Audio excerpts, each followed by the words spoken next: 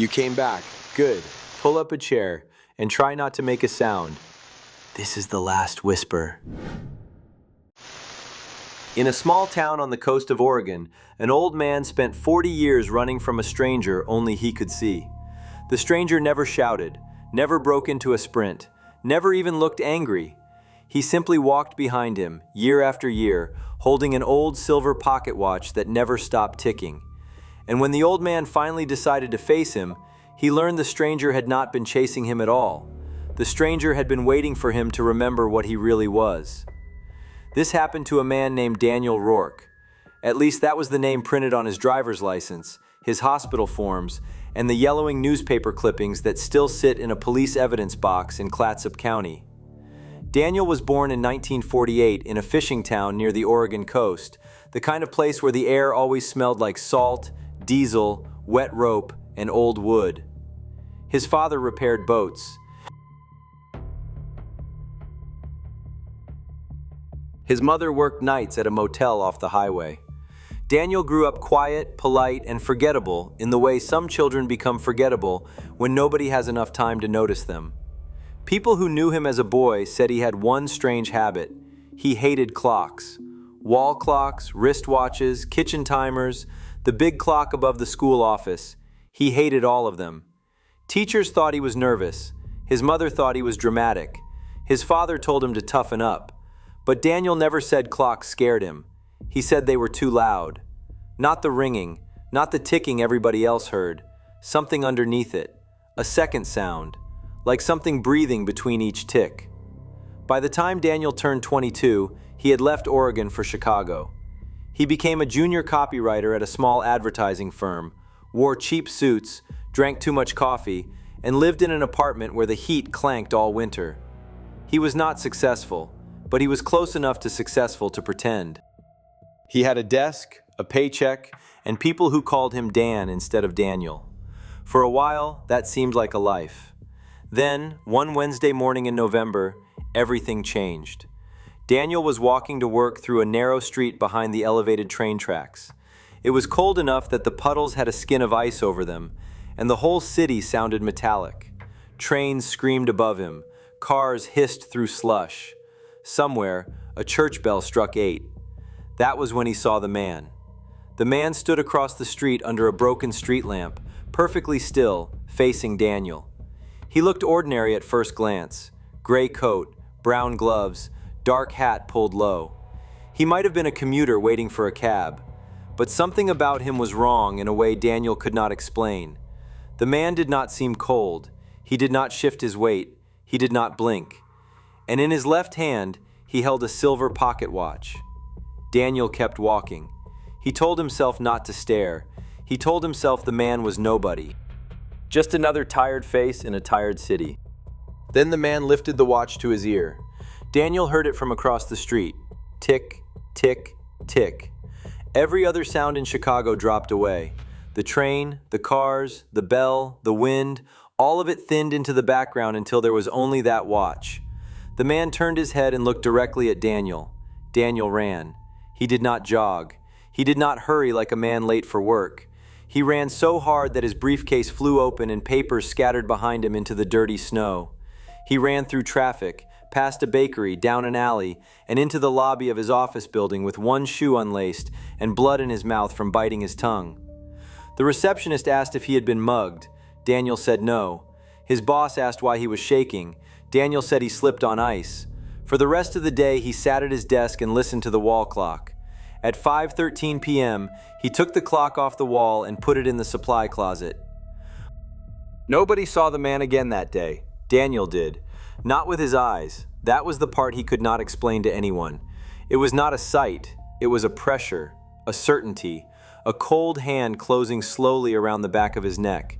He knew the man had not gone away. He knew the man was simply somewhere else, taking the long route. Daniel went home early, locked his apartment door, pushed a chair under the handle, and sat on the floor until sunrise. At dawn, he noticed something that made him vomit into the kitchen sink. His wristwatch had stopped at 5:13. The next week, Daniel went to see a doctor. The doctor called it exhaustion, then anxiety, then possible paranoid stress. Daniel nodded through all of it because those words sounded cleaner than the truth. The truth was this: a stranger with a pocket watch had found him, and Daniel knew that if the stranger ever got close enough to touch him, something would end. He did not know what, not yet. That Friday night, Daniel tried to prove to himself that the whole thing was stress. He bought a bottle of cheap whiskey, took the battery out of every clock in his apartment, unplugged the radio, and stuffed a towel under the front door to block the hallway light. By midnight, the apartment was silent enough for him to hear pipes knocking inside the walls. Then the kitchen timer rang. Daniel had thrown that timer in the trash 2 days earlier. It rang once, then again. Then the wall behind the refrigerator began ticking. Not like a machine, like fingernails tapping from the other side. Daniel backed into the living room and saw a line of frost spreading across the inside of his window. Outside, 8 floors below, a man in a gray coat stood in the alley with his face tilted up toward Daniel's apartment. The stranger lifted one hand. Daniel's dead wristwatch, sitting on the table beside him, began ticking again. At 5:13, every light in the apartment went out. Daniel slept in the stairwell that night with a kitchen knife under his coat. 2 months later, Daniel met Professor Miriam Vale. Miriam was a retired folklore lecturer from Northwestern, famous in a very small circle for her work on death omens, roadside spirits, and the old European stories people brought with them across the Atlantic. Daniel found her after weeks of searching libraries, cutting pages from old newspapers, and reading every strange book he could find about figures that followed the living. He wrote her a letter first. She replied with only one line: "Come before dark." Her house sat at the end of a dead street near Lake Michigan. It was narrow, old, and full of shelves. Books covered every wall. Dried herbs hung above the kitchen doorway. 3 clocks sat on the mantel, but none of them worked. Miriam Vale was almost 80, thin as wire, with cloudy eyes and a voice that sounded like paper being folded. She did not ask Daniel to explain everything from the beginning. She listened for 5 minutes, then raised one finger. "The watch," she said. "Was it silver?" Daniel went pale. Miriam closed the curtains even though it was only afternoon. She told him the thing had many names, depending on who was frightened enough to name it. The last walker, the man between seconds, the hour carrier. In old mining towns, widows called him the bellman because dogs howled before he appeared. In parts of Ireland, families left a bowl of milk outside the door when someone in the house was close to dying, not for comfort, but to slow him down. Miriam said almost nobody saw him. Most people only felt him in the final moments of life, like a draft through a room with no open window. But a few people, the unlucky few, saw him early, years early, decades early. Daniel asked what he wanted. Miriam did not answer right away. She poured tea with both hands shaking. "He does not want," she said. "Wanting is a human thing. He keeps time, that is all."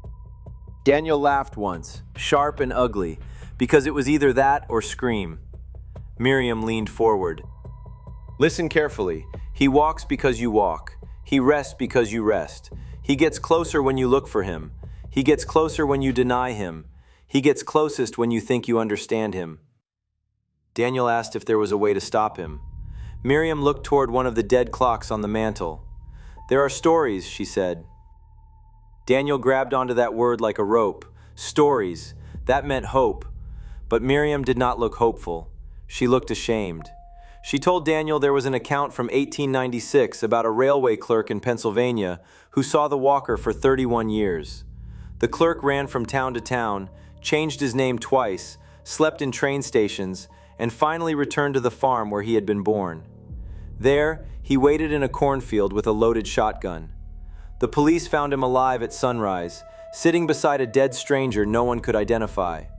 For 3 days, the clerk claimed he had killed the thing that followed him. On the 4th day, he vanished. Years later, people started seeing a man in a railway coat standing beside crossings at night, holding a watch to his ear. Daniel said that was just a legend. Miriam said all legends are lies that survive because they learned how to carry truth. Before Daniel left, she gave him a black notebook tied shut with string. Inside were copies of old accounts, sketches, letters, and fragments from people who had seen the same figure. Not the same face, the same function. A witness in Virginia saw a barefoot woman walking behind him through the woods, holding an hourglass. A nurse in Boston saw a child in a funeral suit standing at the foot of every bed hours before the patient died. A farmer in Nebraska saw his dead brother crossing fields with a watch chain swinging from his hand, though the brother's grave had been sealed for 12 years. Different masks, same clock. Same walk, same rule. Do not let it touch you. Daniel went home with the notebook under his coat and one sentence burning in his head. Do not let it touch you. For the next 40 years, Daniel obeyed. He left Chicago without resigning. He emptied his bank account, bought a bus ticket to Kansas City, and never picked up the phone when his old boss called. From there, he moved constantly. Denver, Boise, Fresno, Reno, Spokane, Phoenix. Motels, rooming houses, bus stations, laundromats, shelters, cheap apartments above bars.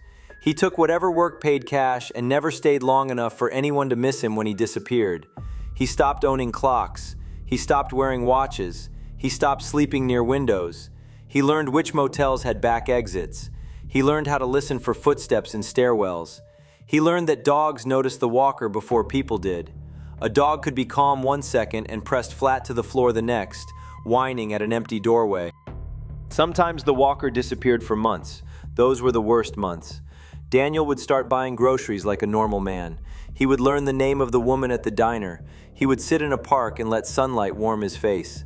Then, across a street or in the reflection of a dark store window, the gray coat would appear. The silver watch would rise. Tick, tick, tick. Daniel would run again. The walker never needed a dramatic entrance. That made him worse. In Denver, Daniel saw him in the mirror behind a barber's chair. The barber was trimming the hair above Daniel's ear, talking about baseball, when the scissors began to sound like a clock. In the mirror, a gray-coated figure stood behind the coat rack. Daniel jerked out of the chair so fast the blade cut him. When he turned, the corner was empty. He left with one side of his hair half cut and blood running down his neck. In Fresno, a payphone rang at 2 a.m. outside a closed gas station. Daniel was the only person nearby. He stared at it until the ringing stopped. Then it rang again. There was no voice on the line, only breathing. Then the click of a pocket watch opening. Then a whisper that sounded like Daniel's own voice recorded on old tape. You're getting tired. Daniel dropped the receiver and ran into the desert dark. In Reno, he rented a room above a bar where the hallway smelled like cigarettes and wet carpet. He woke at 3:17 a.m. because someone was turning the knob from the outside, slowly, carefully, not trying to break in, testing. Under the door, a thin silver chain slid into the room. At the end of it was a pocket watch. It opened by itself. Inside was not a clock face. It was a tiny, dark reflection of Daniel's room, with Daniel sitting on the bed, and behind him, the walker already standing in the corner. Daniel screamed so hard the people downstairs thought somebody had been stabbed. When the landlord kicked the door open, Daniel was alone. The pocket watch was gone. The corner of the room smelled like cold rain and fresh soil. Over the years, the walker changed, or Daniel thought he did. The man seemed older each time, more bent, more worn down. The coat grew dirtier, the hat sagged, his steps became uneven. By the time Daniel reached his 50s, the walker looked less like death and more like a man death had been dragging behind it. Daniel also changed. He became thin, jumpy, suspicious. His hair went white early. He forgot birthdays, then street names, then faces. He remembered the smell of the Oregon coast from childhood, but could not remember his mother's voice. He remembered the shape of his father's hands, but not his father's face.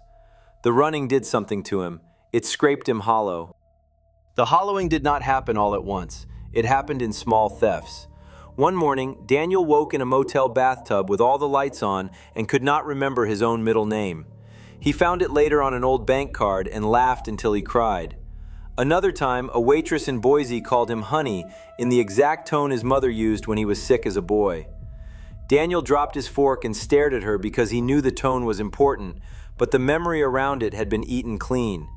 By the late 1990s, Daniel carried a folded sheet of paper in his wallet. On it, he had written the facts he could not afford to lose. Name, Daniel Rourke. Born, Oregon coast. Mother, motel night desk. Father, boat repair. The man with the watch is not you. He read that last line every morning. Some mornings it looked like handwriting from a stranger. One night in a motel outside Salt Lake City, Daniel woke to the sound of a pocket watch ticking under his pillow. He threw the pillow across the room. There was nothing under it. The ticking continued from inside the wall. He packed in under a minute and drove until dawn. Another night, in a laundromat in Nevada, every dryer stopped at once. The fluorescent lights flickered.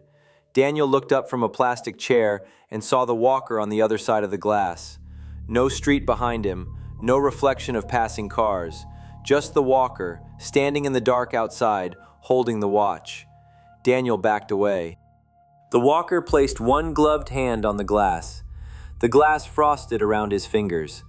Daniel ran through the rear exit and left every piece of clothing he owned spinning wet in the machines.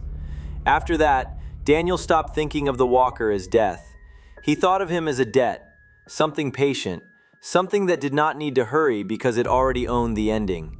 In 2012, Daniel was 64 years old and living under the name David Cole in a small town in northern Idaho. He cleaned a church at night and slept in a trailer behind a mechanic's garage. He had not seen the walker in almost 8 months. That winter, he found a box of old books in the church basement. Most were hymnals and water-damaged Bibles, but at the bottom was a cracked leather journal written by a pastor in 1903. Daniel almost ignored it. Then he saw a sketch on one page, a man with a pocket watch. Daniel read until morning. The pastor had written about a dying woman who claimed a man had been standing in her yard every night for a month. The pastor dismissed it as fever. Then he saw the man himself. The entry after that was messy, almost unreadable. It mentioned an old belief from mountain families. The walker could be tricked only by memory, not prayer, not weapons, memory.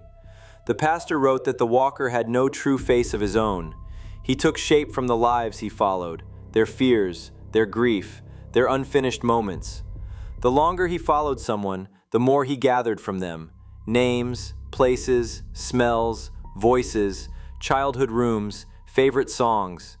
The dead did not vanish into nothing, the pastor wrote. They were carried, and sometimes what carried them forgot it was not human. Daniel read that line again and again. Sometimes what carried them forgot it was not human. For the first time in decades, he stopped running long enough to think. He thought about Miriam Vale and the dead clocks in her house. He thought about the railway clerk who killed a stranger, then became the stranger. He thought about his own memories, how thin they had become. The Oregon coast existed in his mind like a faded postcard. He could smell the tide, but he could not place the street he grew up on. He could picture the harbor, but not his own bedroom. He thought about the walker getting older. That part had always bothered him. Why would something eternal age? Why would something inhuman limp? Why would the thing that kept time look like it was running out of time? That night, Daniel made a decision. He would go home, not to rest, not to surrender, to end it. He believed the answer was waiting where his life began. Maybe the walker could only be stopped at the source. Maybe memory was not just bait. Maybe memory was a weapon. So Daniel returned to Oregon for the first time in more than 40 years. The town was smaller than he remembered, or maybe memory had made it large. The motel where his mother worked had been torn down. The boatyard was a seafood restaurant. The school had a new roof. The church bell was gone. Even the air felt familiar in a way that hurt. Daniel found the hill above the harbor where children used to dare each other to climb at night. From the top, a person could see the docks, the road, the dark line of the forest, and the gray Pacific breathing beyond it all. He arrived just before sunset with a backpack, a thermos of coffee, and a folding knife he had carried for years but never used. Inside the backpack were 3 things he believed would keep him human: the folded paper from his wallet, a photograph of himself as a boy on the dock, and a cassette tape he had found in a storage office years earlier, labeled in his mother's handwriting, Danny, age 6. He had not dared to play it in a long time. On the hill, with the wind dragging hard across the grass, Daniel took out a small battery recorder and pressed play. For a second, there was only static. Then a child's voice came through, bright and nervous. "My name is Daniel Rourke, and I can tie my shoes by myself." A woman laughed in the background. Daniel shut his eyes. He knew that laugh belonged to his mother. He knew it the way a person knows a word in a language he no longer speaks. Then, under the child's voice, another sound bled through the tape. Tick, tick, tick. The tape had been recorded in 1954. The walker had already been there. He waited behind a fallen cedar log. The wind moved through the grass with a dry whisper. Down below, the first streetlights came on. Then Daniel heard it. Tick, tick, tick. The walker appeared on the road at the base of the hill. He looked terrible, older than old, bent nearly double, one foot dragged behind the other. His gray coat hung from him like wet paper. His hat was gone, and in the last light Daniel could see white hair lifting in the wind. But the watch was still in his hand. Daniel watched him climb. It took almost an hour. Several times the walker stopped and braced one hand against a rock. Several times he bent forward as if he might collapse. Daniel felt no pity. Pity belonged to people who had not been hunted their entire lives. When the walker reached the top, Daniel stepped out from behind the cedar log. The walker did not seem surprised. He looked at Daniel with pale, exhausted eyes. Daniel said, "No more." His voice sounded strange, like it belonged to someone standing behind him. The walker raised the silver watch. Daniel knocked it from his hand. It landed in the grass, still ticking. Then Daniel grabbed the old man by the coat and shoved him against the cedar log. The walker did not fight. That made Daniel angrier. 40 years of fear, 40 years of buses and locked doors and false names, and the thing did not even fight. Daniel pressed the knife close enough to make the old man go still. "Say what you are," Daniel told him. The walker's mouth trembled. For a moment, only the watch answered. Tick, tick, tick. Then the walker whispered, "Daniel." Daniel froze. No one had called him that in years. The walker said it again, softer this time. "Daniel Rourke." Daniel told him to shut up. The old man looked past him toward the harbor lights. "That was never your name," he said. Daniel shoved him harder against the log. The old man's eyes watered from pain, but his voice remained calm. Daniel Rourke was born here. He hated clocks. He ran away to Chicago. He saw a man under a street lamp and thought death had found him. Daniel felt the hill tilt. "Stop talking." "He spent his life running," the old man said. "He ran so long that the thing behind him learned his footsteps, learned his streets, learned his hunger, learned the smell of his mother's motel soap and his father's boat grease, learned the sound he made when he was afraid." The old man pointed at the backpack. "You brought the paper," he said. "The one that says the man with the watch is not you. You wrote that because I was losing myself. I wrote it with my right hand after I broke 2 fingers in Spokane. The letters leaned because the fingers never healed straight." Daniel's throat tightened. The old man should not have known that. "You brought the photograph too," the old man said. "There is a blue stamp on the back from a drugstore that burned down in 1961. Your mother wrote, 'Danny, first salmon.' You never caught that fish. Your father bought it from Mr. Adler at the pier because you cried all morning." Daniel saw the memory flash behind his eyes. A dock, a cold fish in his hands, his father's thumb pressing into his shoulder. Then the memory slid away from him and settled behind the old man's eyes. Daniel's hand began to shake. The walker looked directly at him. And then the thing forgot it was only carrying Daniel. It thought it was Daniel. The wind went flat. Even the ocean seemed to stop moving. Daniel looked at the old man's face, really looked at it, and saw something that had been hiding in plain sight for decades. The nose was the same. The scar above the left eyebrow was the same. The deep line beside the mouth, the one Daniel touched every morning while shaving in gas station bathrooms, was carved into the old man's face too. Older, ruined, but the same. The old man reached slowly toward the grass and picked up the silver watch. Daniel did not stop him. The old man opened it. Inside the lid was a photograph, cracked and brown with age. A boy standing on a dock. Daniel knew the dock. He knew the sweater. He knew the missing front tooth. He also knew the boy was not him. Not exactly.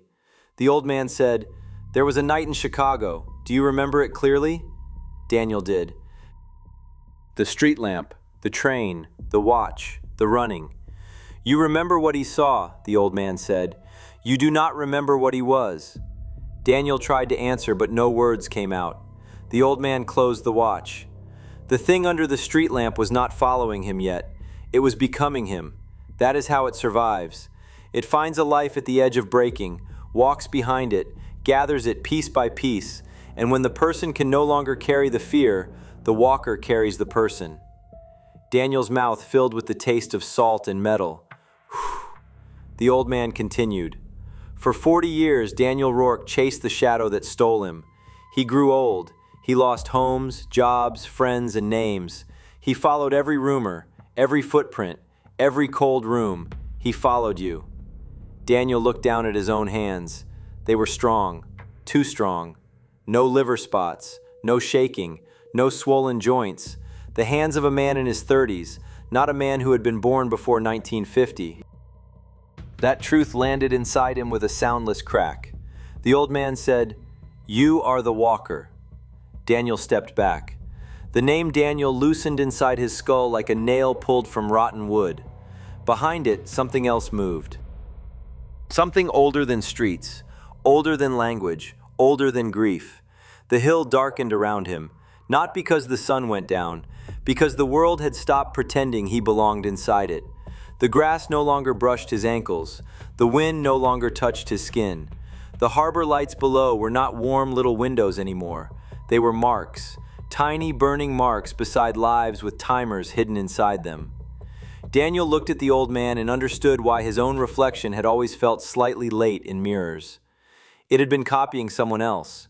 For a few seconds, he remembered thousands of rooms, hospital rooms, bedrooms, battlefields, cars upside down in ditches, a farmhouse kitchen where a woman sat alone at 3 a.m. with every light on, a child's room with glow-in-the-dark stars on the ceiling, a hospital corridor in 1918, a ship rolling in black water, a desert road, a subway platform, a motel room, a hill above the Oregon coast. He remembered standing near all of them, holding time, waiting. The old man smiled with terrible relief. "Now finish it," he said. Daniel shook his head. The old man leaned closer. "Please." The word was not fear. It was exhaustion. It was a prayer from someone who had spent 4 decades trying to catch his own ending. Daniel could have walked away. The old man would have died soon anyway. His body was finished. His breath rattled. His eyes had already begun looking past the world. But the thing inside Daniel had rules. Rules older than mercy. He reached out and placed one hand on the old man's shoulder. The old man closed his eyes. The silver watch stopped. No blood, no scream, no struggle worth remembering. Only a man releasing a breath he had held for 40 years. Daniel Rourke died on that hill above the harbor just after sunset. The police found his body the next morning. Natural causes, the report said. Exposure and heart failure. No signs of a fight. No identification except an old driver's license so faded that the photo barely looked human. They did not find the other man. They did not find footprints leading down the hill. They did not find the silver pocket watch. 3 weeks later, a truck driver in Wyoming pulled into a rest stop just before dawn. He had been awake too long, living on gas station coffee and cheap energy drinks. He stepped out of his cab, rubbed his eyes, and noticed a man standing near the vending machines. Gray coat, brown gloves, no hat. The man looked young, maybe 35, but something about him made the truck driver feel suddenly, violently aware of his own heartbeat. The man lifted a silver pocket watch to his ear. The truck driver heard it over the idling engine. Tick, tick, tick. He got back in his cab and drove away without buying anything. For the rest of his life, he refused to stop at that rest area again, but he did not escape clean. Years later, the truck driver told his daughter that after Wyoming, time never felt private again. Every microwave beep sounded like a warning. Every turn signal clicked too evenly. Every motel alarm clock seemed to know when he was looking at it. On the night before he died, the daughter found him sitting at the kitchen table with every clock in the house wrapped in towels. He was smiling at an empty chair. She asked who he was talking to. He said, "The man says he has my route now." Then he asked her to listen. The daughter heard nothing. That was what terrified her, because her father whispered, Lucky girl. No one in Daniel's hometown talks about the hill anymore, but some nights, when the fog comes in low from the harbor, people hear a sound on the empty road above the water. Not footsteps, not at first. Tick, tick, tick. Then something slower behind it, as if the ticking is teaching itself how to walk.